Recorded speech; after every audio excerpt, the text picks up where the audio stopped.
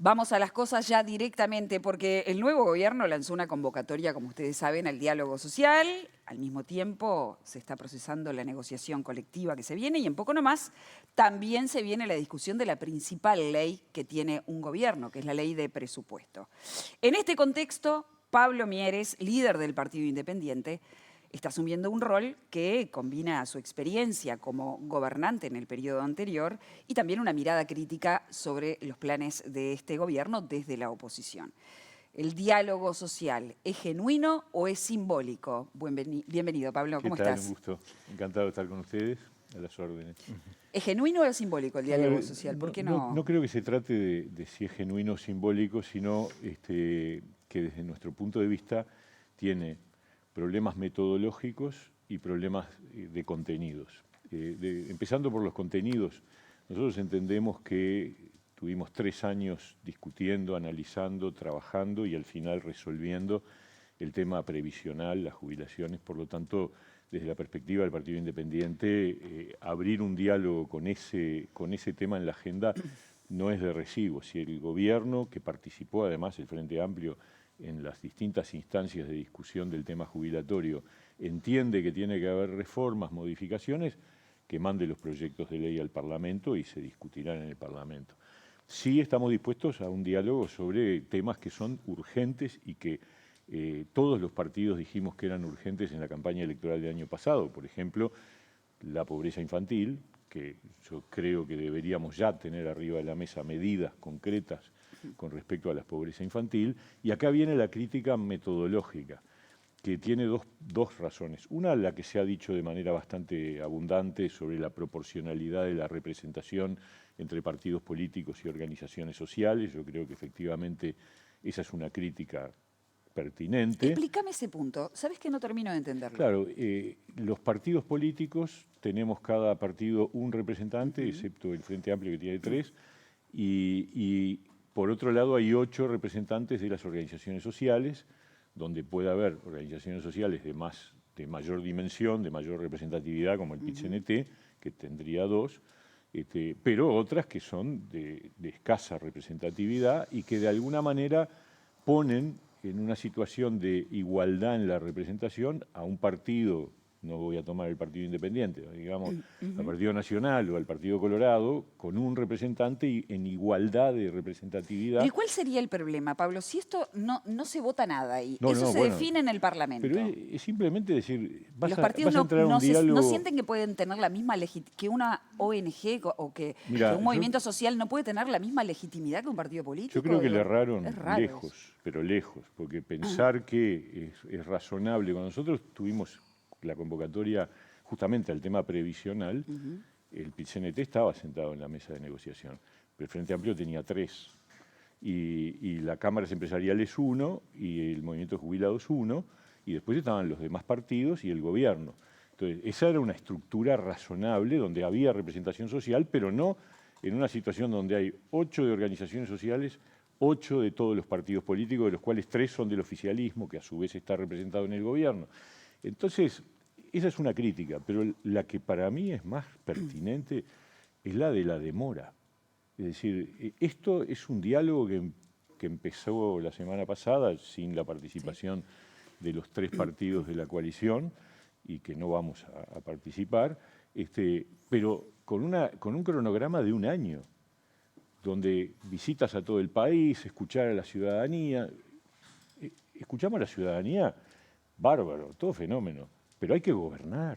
Y hay que tomar decisiones. ¿Y vos decís que no se puede hacer paralelamente las dos cosas? Pero si vos haces un diálogo porque lo que te dicen es, vamos a juntarnos y vamos a ir a recorrer el país y vamos a escuchar las distintas versiones y en junio del año que viene el diálogo va a llegar a un conjunto de conclusiones que se le van a presentar al gobierno para que el gobierno tome decisiones. Y en el medio se te fue prácticamente 1/3 de la vida de la gestión de gobierno. Y acá voy a la urgencia. El tema de la pobreza infantil y otros temas relevantes, como tienen que ver con el tema de los cuidados, etcétera, necesitan soluciones ya. Y se supone que pero un partido desde hace años que necesitan soluciones sí, claro, ya, Pablo. Por eso mismo. Y no se llegó a nada. Y por eso mismo yo digo, esto es urgente. Y el partido que hoy gobierna le dijo a la gente que estaba preparado para gobernar y que tenía decisiones y dijo que era urgente cambiar porque lo que habíamos hecho en el periodo anterior había sido, comillas, muy malo y resulta que ahora lo que hacen es diálogo social 1 año y pico y estamos esperando las medidas. Pablo, ¿Cuáles son las medidas? Te planteo el escenario, la lógica de los hechos se impone y ahora tenés, digamos, una oposición que en este momento no quiere participar, por más que tuvo reuniones y ya nos contarás que conversaste con el presidente, con quien te reuniste la semana pasada. Pero lo lógico de los hechos en este momento es, tenés un presupuesto acá cercano que seguramente incluye algunos de estos temas que también están incluidos en el diálogo social y otros que no, que van a ser, digamos, canalizados a través de este diálogo. Los principales partidos que no quieren participar, pero el gobierno que sí quiere avanzar sobre este diálogo social y llegar a un documento que después enviará al Ejecutivo, como decías, y el Ejecutivo eventualmente generará leyes que pasarán por el Parlamento. Es decir, vamos a perder, como decías, tiempo, pero también está en los partidos de la oposición. 1 año y medio. Está en los partidos de la oposición decir, ¿sabes qué? Ante la lógica de los hechos no perdamos tiempo. Participemos desde el vamos en este diálogo social. Aportemos nuestras críticas, balconiemos lo que sea, y así no nos ahorramos 1 año más de discusión en el Parlamento sobre un tema que podría ser abordado antes. Es que nosotros estamos dispuestos a sentarnos a dialogar en un diálogo político de los partidos con el gobierno sobre temas de urgencia. Por ejemplo, pobreza infantil. Eso fue lo que yo le trasladé al presidente en la reunión que tuvimos el jueves pasado. O sea, no es que no estamos dispuestos a dialogar con el gobierno, al contrario, va a empezar un diálogo sobre seguridad mañana. O sea que va a haber ahí participación de los partidos y es un tema relevante y es un diálogo entre los partidos políticos y el gobierno. En ese formato nosotros estamos dispuestos a hablar de muchos temas, no de las jubilaciones por lo que dije antes, pero sí de otros temas como la pobreza infantil, repito, como el sistema de cuidados y otros. Y les digo más, yo creo que, yo le decía al presidente el otro día, yo tengo mucho miedo de que este debate que se ha generado en torno a si Ministerio de Justicia sí o no, termine enredando algo que para mí es absolutamente fundamental y urgente, que es que las cárceles salgan del Ministerio del Interior y que se cree un servicio descentralizado. Y acá tenemos responsabilidad todos, porque lo que ustedes dicen es verdad, tanto en pobreza infantil como en el tema de cárceles, es un problema detectado, diagnosticado, hiperdiagnosticado de hace mucho tiempo, en donde no se han logrado avances significativos en ninguno de los dos.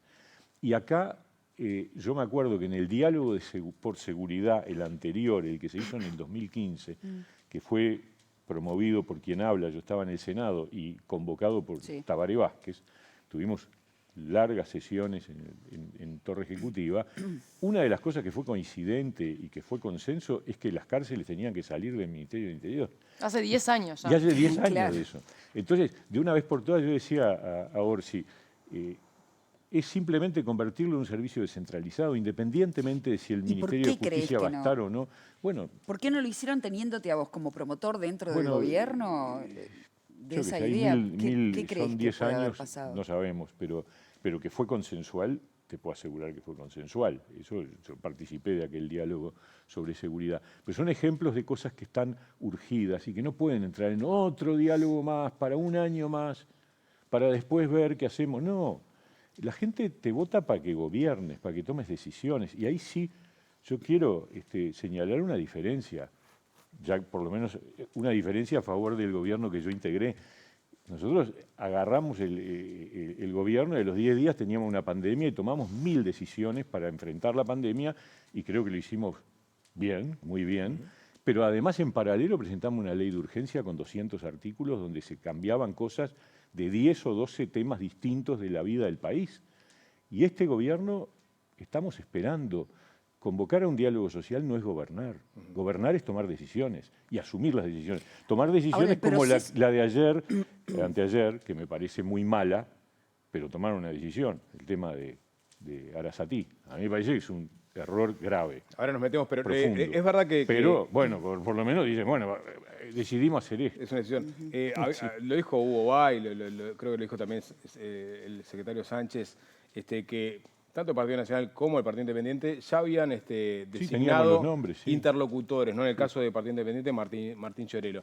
¿Y qué pasó en el medio? Y bueno, ahí? en el medio fuimos discutiendo entre nosotros y llegaron a la conclusión de que estábamos entrando en un camino que nosotros queríamos modificar. O sea, en principio estaban dispuestos a participar entonces. Nosotros siempre tuvimos actitudes, el partido siempre tiene actitud de diálogo y de participación, etcétera, pero cuando vimos cómo era el diseño y cómo era la cronología, lo que dije recién, dijimos no, la verdad no, si vamos a un diálogo de partidos con el gobierno por algunos temas claves, urgentes, y para hacerlo rápido, para hacerlo no en un año, Esa en decisión 2 meses, 3 meses. cambió después de coordinar con la coalición republicana, y te lo pregunto porque el Partido Nacional da una versión distinta sobre cómo fue eso, porque lo que ellos dicen es teníamos un vocero, pero siempre fue provisorio porque teníamos elecciones dentro del directorio y hasta tanto no hubiese un directorio conformado no íbamos a tomar una decisión Nosotros definitiva. decidimos por nosotros mismos, ¿no? Pero Obviamente hubo una diálogo, coordinación. siempre hay conversaciones, no hubo ninguna instancia formal ni de, che, vamos a hacer esto, no, nosotros transmitimos nuestra opinión en las conversaciones que informalmente se dan Está bien, siempre pero con los en demás esas partidos. conversaciones coordinan. Todavía no hay una institucionalidad, no hay una orgánica pero de la hay oposición. una sintonía en unos cuantos temas que no significa que tengamos unanimidad, ni mucho Pero menos. hubo por cierta supuesto. coordinación o puesta al día, digamos, o puesta al tanto Sí, de sí, la opinión sí, de sí, los otros. sí, sí. No con Cabildo, ¿no? Bueno, Cabildo claramente... ¿Ese grupo de WhatsApp no tiene a Cabildo? Cabildo lo que ha dicho es que no existe la coalición republicana. Bueno, En la oposición. claro, entonces toma su decisión. Yo la respeto, no la comparto, pero la respeto.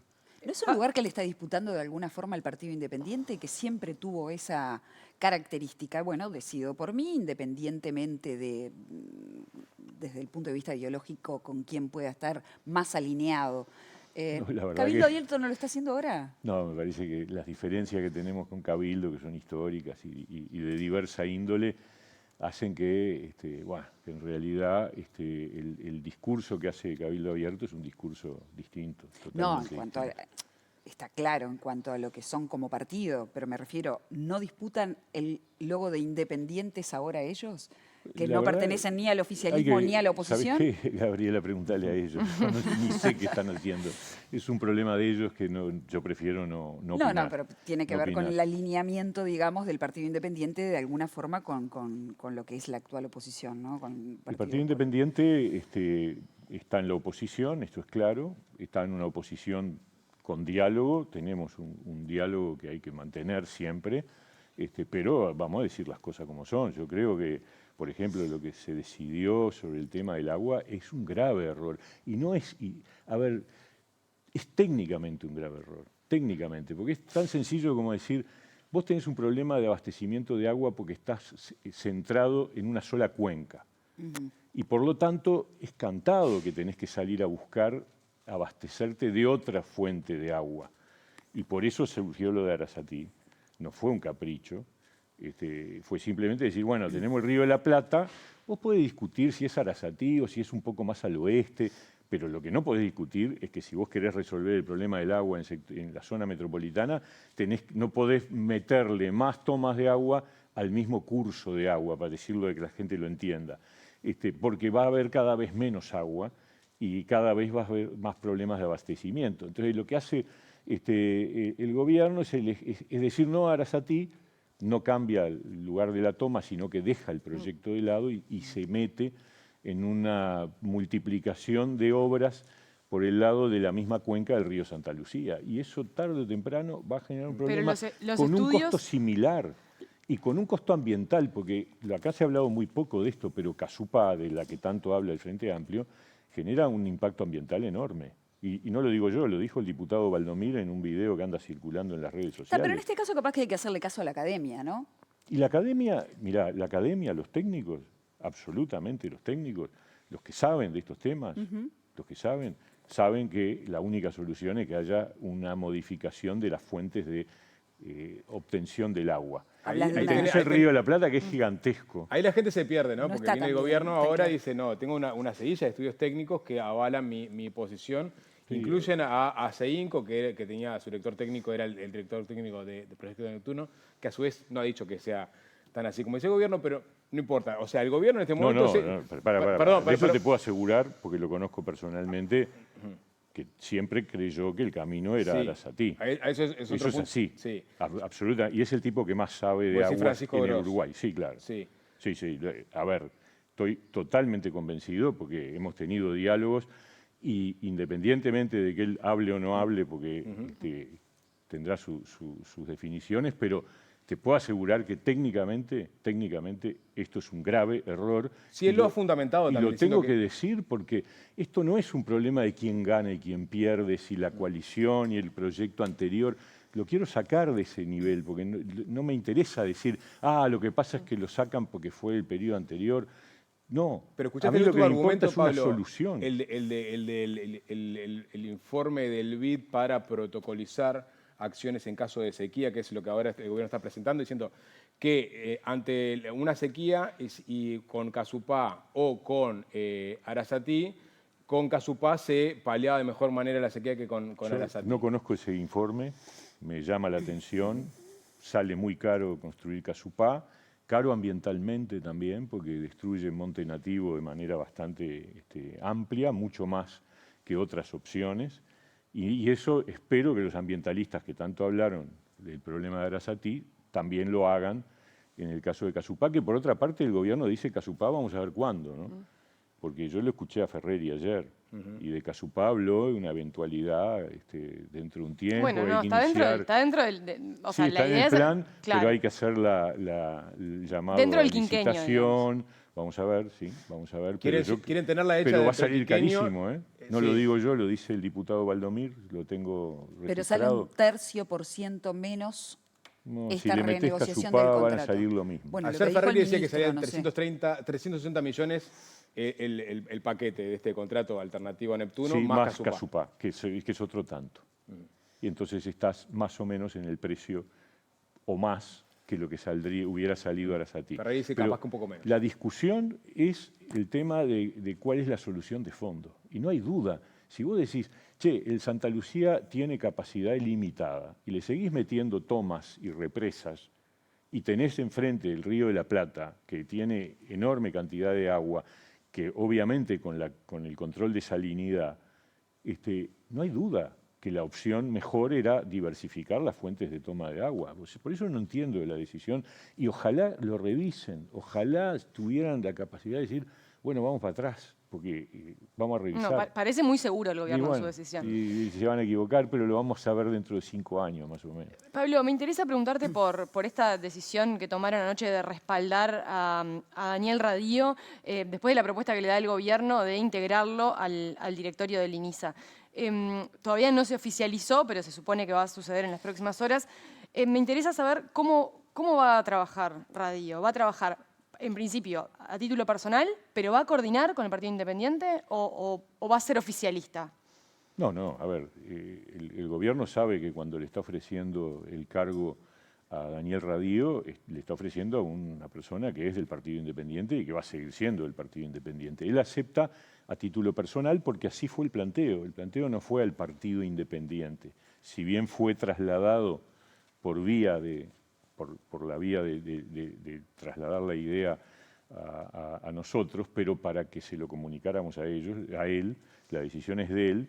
Y hay ahí yo creo, una razón muy clave, que es el buen vínculo que existe entre Daniel Radío y Jaime Saavedra, el presidente del INISA, que tiene una muy buena relación. Entonces, supongo yo que de ahí viene la idea. Nosotros se lo trasladamos a Daniel y Daniel es el que toma la decisión, con el respaldo del partido en el sentido de que nosotros confiamos plenamente en Daniel y nos parece que puede cumplir una función positiva en ese ámbito. Porque, repito, nosotros estamos en la oposición y vamos a seguir estando, recién acabo de explicar algunas. No. Pero hay cosas que hay que poner por delante el país, hay que poner por delante los objetivos nacionales y si Daniel puede jugar un papel, que no tengo duda que lo puede jugar, bienvenido sea. Te lo pregunto porque el directorio queda conformado Sí. por Saavedra, que es del Frente Amplio, por Colorado, Ángel Facchinetti, Sí, Facchinetti. y Partido Independiente. O sea, quedaría conformado con una mayoría en la oposición. Sí, eso mismo le dije al presidente cuando me dijo la idea que tenían. Le digo, ¿ustedes tienen conciencia de que quedan Claro. en minoría? Está. Bueno. Ellos asumen eso, ¿no? Después veremos, porque es verdad, y ahí termino de concretar la idea, que con Jaime Saavedra hay sintonía acerca de cómo se ha parado frente al tema, y eso ayuda, obviamente. Claro. O sea que ahí dentro va a ser el compañero Daniel Radio. Eh, Ahí adentro va a ser el compañero Daniel No, Radio. va a ser el independiente Daniel Radío actuando con su criterio, absolutamente, de eso no Como tengo lo ha sido ninguna duda. siempre, Lo ¿no? conozco a Daniel desde que teníamos 18 años los dos. O sea Bueno, que Radio hace también poquito. dentro del gobierno de la coalición marcaba diferencias Sí, con sí, algunos y- enfoques sin y- ningún tipo de problema. Te cambio de tema, Sí. Pablo, como ex ministro de Trabajo, ¿cómo evalúas las pautas salariales que Sí. ha propuesto este gobierno? ¿Cuán ejecutables son y desde el punto de vista conceptual y desde el punto de vista financiero? Sí, a ver, desde el punto de vista conceptual uno puede estar de acuerdo en un objetivo que es ver cómo haces para levantar los salarios más bajos, para darle un nivel de crecimiento mayor. También creo que el problema que tienen estas pautas salariales, para decirlo de una manera sintética, tiene que ver con el tramo de más abajo, que es justamente el que se pretende levantar, con el riesgo de que siendo una distribución de trabajadores en función de los niveles de ingresos y no por sectores de actividad, no toma en consideración que puede haber un riesgo de caída del empleo. ¿Por qué? Porque vos estás poniendo una pauta salarial para ese sector que son un 30% más o menos de los trabajadores que convenian por Consejo de Salarios, que pertenecen a sectores, algunos de ellos afectados, por ejemplo el comercio. A mí me preocupa particularmente los empleados de comercio, que una buena parte son los que tienen salarios por debajo en el nivel de los más bajos, porque además trabajan de repente en pequeños comercios, en empresas medianas, chicas, etcétera, están siendo muy afectados. Están siendo muy afectados los de la frontera por la diferencia cambiaria con Brasil, pero también el conjunto de los comercios del Uruguay por Temu y otras cosas. O sea, todos los días nos enteramos de que hay caída de ventas en el comercio. Entonces, si vos les exigís a las empresas, no te estoy hablando de las grandes superficies, las empresas de menor porte, aumentos salariales por encima de inflación, es decir, con recuperación de salario real, el riesgo que tenés es que se ajuste por empleo. Y yo ahí me preocupa porque podría haber un impacto en el empleo que, o sea, cuando vos estás con empleo alto como el Uruguay está en relación a años anteriores y nivel de salario real que viene creciendo desde hace 2 años de manera consistente, el riesgo que tenés es que en algún momento, si no mejora la productividad, que eso es lo otro que yo cuestiono de la pauta, que no hay nada referido a la productividad, en algún momento ajusta por empleo o por salario. Y si vos propones una pauta de aumento del salario real, va a ajustar por empleo. Esa es mi preocupación. Porque el sector de arriba, 160.000 pesos para arriba, que está desindexado por lo menos parcialmente, no importa mucho, porque son gente que negocia directamente con sus empleadores. Y es el 5% además. Después el sector del medio depende de cómo evolucione la inflación. Si la inflación no se sale del carril, va a andar ahí en un crecimiento pequeño en el transcurrir de 2 años. El sector de abajo es el que tiene una impronta de mayor crecimiento, pero sin tomar en consideración que hay sectores de actividad que son muy importantes en ese grupo de trabajadores que no están pasándola bien y que no se ha tomado en cuenta a la hora de distinguir. ¿Qué va a pasar con la agenda parlamentaria del Partido Independiente ahora que tienen un diputado? Digamos, numéricamente, tener un diputado en este contexto no hace, digamos, la diferencia en cuanto a que sale o no sale un proyecto grande. Pero va a tener una agenda propia el Partido Independiente. Sotelo va a tener una agenda propia. Sotelo coordina con Mieres. Sí, Mieres baja al Parlamento proyectos que él quiere que salga. ¿Qué tenemos que esperar este quinquenio? Coordinamos permanentemente a través de la Mesa Ejecutiva Nacional y de la bancada parlamentaria con Gerardo. De hecho, Gerardo está en estos momentos representando un proyecto que presentamos nosotros hace como 6, 7 años, que tiene que ver con el rol del Tribunal de Cuentas. Ese es un ejemplo puntual. Nosotros siempre dijimos que había que darle al Tribunal de Cuentas el peso que debería tener para controlar efectivamente el gasto. Ustedes saben que en el Uruguay el Tribunal observa y el administrador reitera el gasto y sigue para adelante. No es vinculante. No es vinculante y entonces las observaciones del Tribunal de Cuentas quedan almacenadas. Es cierto que si vos le das un efecto suspensivo a las observaciones, se paralizaría el Estado, porque son tantas y son de distinto porte, de distinta calidad. Lo que nosotros decimos, y ahora Gerardo está presentando ese proyecto de ley, es que algunos actos que tienen que ver con gastos muy relevantes, la observación del Tribunal de Cuentas tenga efecto suspensivo. Es una cosa que hace mucho tiempo que planteamos y que ahora Gerardo la vuelve a plantear, pero es un ejemplo de agenda propia, pero también de participación en los temas relevantes. Yo creo que él jugó un papel importante en el tema de la caja de profesionales, en las negociaciones que hubo.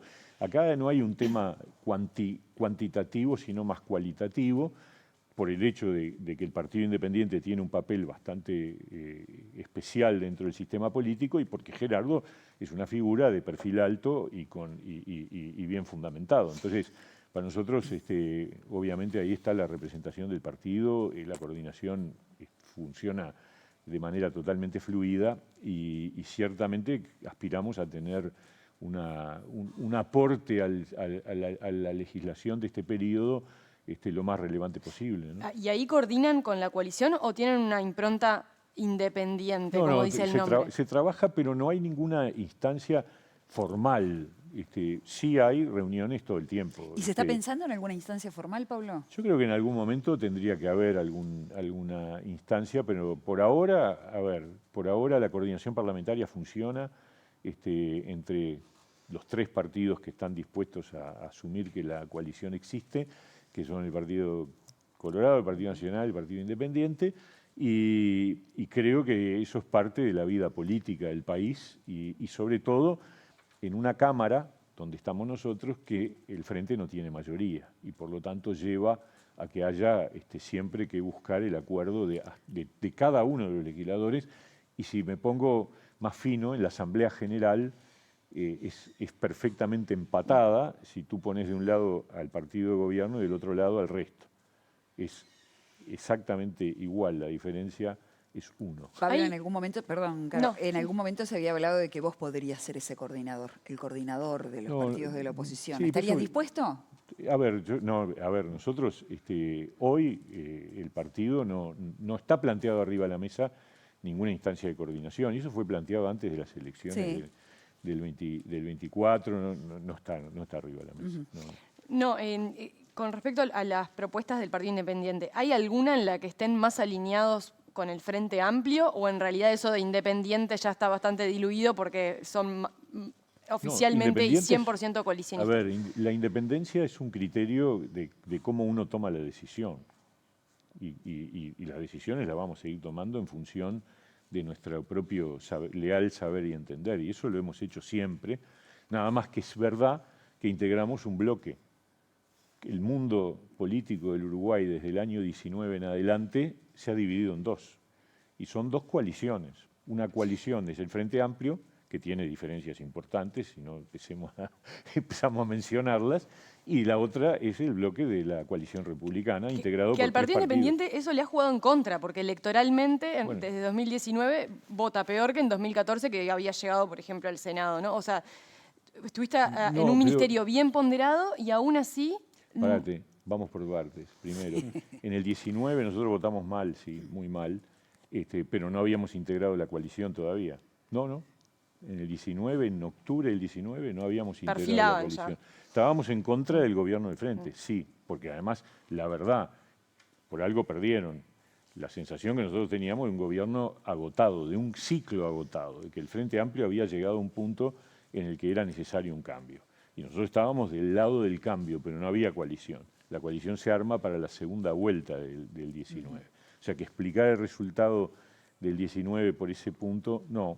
Pero Hubo otras y cosas. después de haber sido ministro, que además un ministerio que fue Bueno, bien ponderado, entonces sí. no se explica después... Me siento contento. Bueno, de la pero, gestión digo, y la gente lo valora y por suerte la gente Las me encuestas lo me decían, sigue además. diciendo. No lo digo yo. "Che, qué bien, no sé qué, gracias".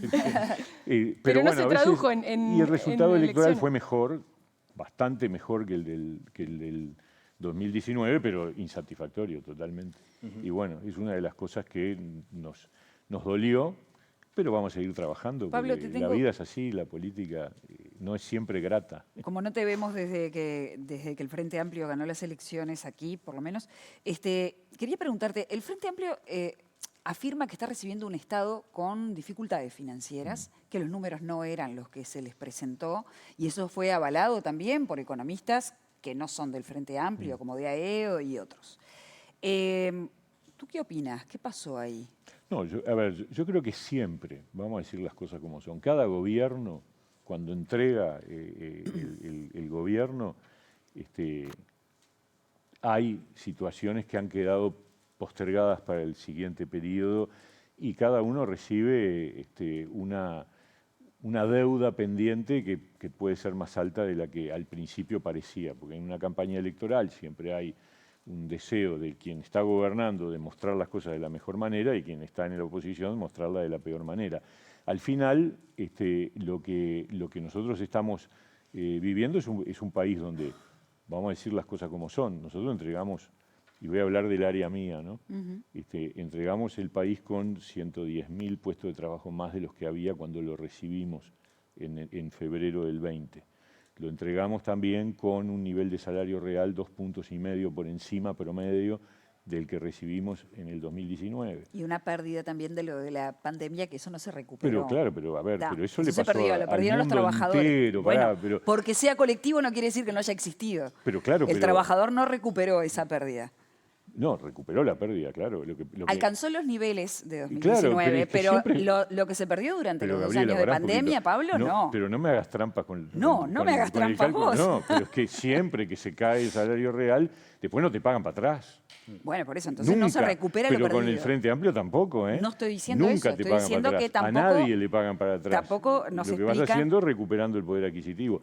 El poder adquisitivo del Uruguay de hoy es más alto que teníamos cuando tomamos el gobierno, a pesar de la pandemia, a pesar de la sequía, a pesar de la competitividad con Argentina. Esos son datos reales que el Frente Amplio se trató de obviarlos o de cuestionarlos o de discutirlos, pero que en la realidad de los hechos era la realidad. ¿Suficiente? Nunca es suficiente. Siempre uno va a decir, y sí, fulano no tiene empleo, y mengano no tiene empleo, y el otro gana poco. Sí, por supuesto, pero el salario real promedio terminó por arriba. Entonces, hay cosas que muestran que en el gobierno de la coalición republicana funcionaron y funcionaron bien y terminaron bien. Pero bueno, la gente eligió otra cosa y bueno, ahora tenemos un cambio. También nosotros recibimos, yo me acuerdo cuando nos tocó arrancar en el 20, el acuerdo con UPM era todo un tema, era UPM 2. Sí. Nos habían dejado un vagón de compromisos firmados por muchísima plata, que algunas las pudimos corregir, pero yo creo que el Uruguay tiene que tener siempre ese mecanismo clave, que es honrar sus compromisos, porque es lo que le da credibilidad en el mundo. Somos un país chico, captar inversiones para un país chico es muy difícil, entonces que haya cambios de gobierno, pero que esté quien esté, se honran los compromisos. Esa es una tarea que tenemos todos. Pablo, perdón, de la reunión con Orsi, ¿algo que no haya salido, que charlaste con él? No, charlamos muy bien con él y con Sánchez, porque estaba él también, Alejandro Sánchez también. Hablamos también de la necesidad, si se quiere, de la renovación de algunos cargos fundamentales. Hablamos de la Fiscalía de Corte. Yo le manifesté mi total conformidad con la gestión de Mónica Ferrero. Nosotros estamos convencidos de que, más allá de que sea subrogante y que no haya surgido del voto del Parlamento, yo creo que tenemos a una fiscal que es absolutamente capaz, que es además de las que no agarra el cucurucho, que yo creo que ese es un gran problema con la Fiscalía a partir del cambio del sistema procesal. Aprovecho, porque además se lo dije al presidente y a Sánchez, nosotros teníamos un proceso penal en donde el centro de gravedad era el juez, en el periodo anterior, hasta el 18, hasta el 17. ¿El juez cómo actuaba? Actuaba cuando le preguntaban a cualquier juez en Uruguay, decía, yo me expreso por mis sentencias. Y se quedaba en el molde y no participaba del show. Eso es un tema de las partes. Etc. Cuando cambia el sistema, pasa a ser el fiscal el centro de gravedad, los fiscales no tienen, como tienen los jueces, una escuela de judicatura. que yo creo que es una de las cosas que tiene que haber, una escuela de fiscales, porque el ejercicio del rol de fiscal es un cambio sustancial con respecto al 2017. Y entonces tenemos muchos fiscales que hablan demasiado. Pero porque también tienen que acusar y no Sí, juzgar. sí, ¿no? pero- Cambia también digamos, el peso en quien Pero la quien punta tentación la prueba. de ustedes Pero hablaba- es de la prensa. Entiendo lo que decís. Es Perdona, Pablo, importante. porque- Y yo No creo nos que hay mates que a nosotros. mantener una circunspección fuerte. Entonces, concretamente, mi idea es que Ferrero actúa de esa manera, no habla. Pero actúa. tiene el caso Penades sin fiscalía subrogante. El caso más importante que tiene ahora la fiscalía está sin fiscal, a 3 meses de acusar. ¿Cómo se...? La verdad que eso, a ver, miralo como quieras mirarlo, pero también es perjudicial para el propio Para la investigación. imputado, ¿no? Que está preso. Para la investigación. Sí, sí. Gracias, Pablo, por habernos visitado esta Perdóname, mañana. pero sigo pensando que Ferrero es una garantía para todo el sistema institucional, es mi opinión. Pero, a ver, si mañana hay un acuerdo sobre en el sistema político por alguien, bueno, veremos, pero desde el 2012 que no tenemos acuerdos en ese sentido. Gracias, Pablo, por Gracias. habernos visitado Un esta gusto. mañana en la televisión pública. Un gusto, realmente. Nos vamos a una breve pausa.